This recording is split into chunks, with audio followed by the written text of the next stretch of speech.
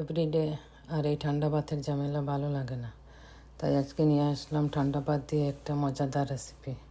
নতুন এই রেসিপির নাম হলো ঠান্ডা ভাতের সাথে চানা দিয়ে চানা বিরিয়ানি। কেমন হলো নামটা সবাই কমেন্টস করতে ভুলবেন না।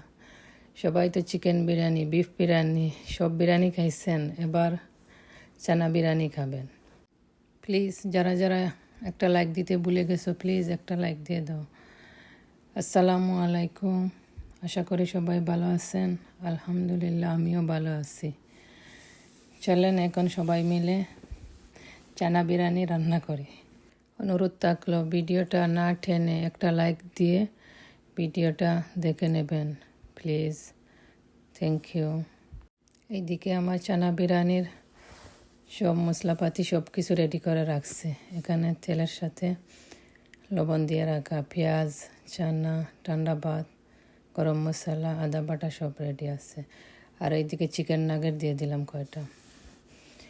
এই যে তেলের মধ্যে দিয়ে দিলাম গরম মশলা। রান্না তো একদম ইজি, যখন হাতে টাইম নাই 10 মিনিটের ভিতরে রান্না করতে পারেন। আর এই রমজান মাসে যখন ঠান্ডা ভাত থাকবে ইফতারের সময় এটা বানানো যায়। আমি তো কাছ থেকে আসেই ঝটপট 10 মিনিটের ভিতরেই এটা রান্না করে নিয়ে নিই। আর আমার ছেলে মেয়েতে অনেক পছন্দের এটা খাবারটা, একটু জড়জড়া পোলাওয়ের মতো হয় নাকি। সব কিছুই পোলাওয়ের মতো মশলাটা দিয়ে দিলাম। এখন ওটার সাথে চানাটা ভালো করে বুনে নিবা।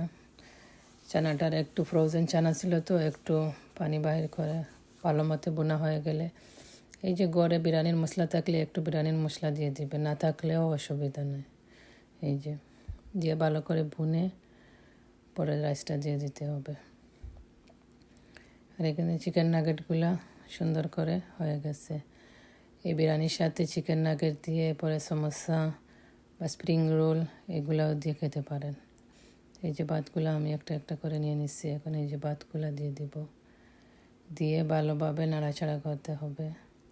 এই যে প্লিজ যারা যারা আমার পাশে আছেন, পাশে থাকেন, আমিও সবার পাশে আছি। প্লিজ আপনারা সবাই আমার ভিডিওগুলো দেখবেন, ভিডিওগুলো কীরকম হইতেছে আপনাদের মতামত বলবেন প্লিজ। আমরা সবাই সবাইকে সাপোর্ট করলে আমরা সবাই একসাথে সামনের দিকে যাব প্লিজ। আপনারা কেউ কিছু মনে করবেন না প্লিজ। কয়দিন থেকে আমি দেখতেছি আমার ভিডিওতে সবাই এসে কমেন্টস করো যে বন্ধু হয়েছি, বন্ধু বাগ দেও, এটা সেটা বলো, আর ভিডিও না দেখেই কমেন্টস করে চলে যাও। আমরা তো ভিডিওতে এমনিই আমি জানি কে আমাকে বন্ধু বানাইছো আর কে বানাও নাই, কাকে আমি বানাতে হবে আর না হবে। আপনারা শুধু সাবস্ক্রাইবের জন্য সাবস্ক্রাইব করে পরে ভিডিওগুলোও আপনারা দেখেন না, আর পরে সাবস্ক্রাইবগুলোও আপনারা আনসাবস্ক্রাইব করে দেন। প্লিজ এটা করেন না, এটা আমারও ক্ষতি, আপনাদেরও চ্যানেলের ক্ষতি হবে। প্লিজ সবাই ভালো থাকেন, সুস্থ থাকেন, সবাই সবার পাশে।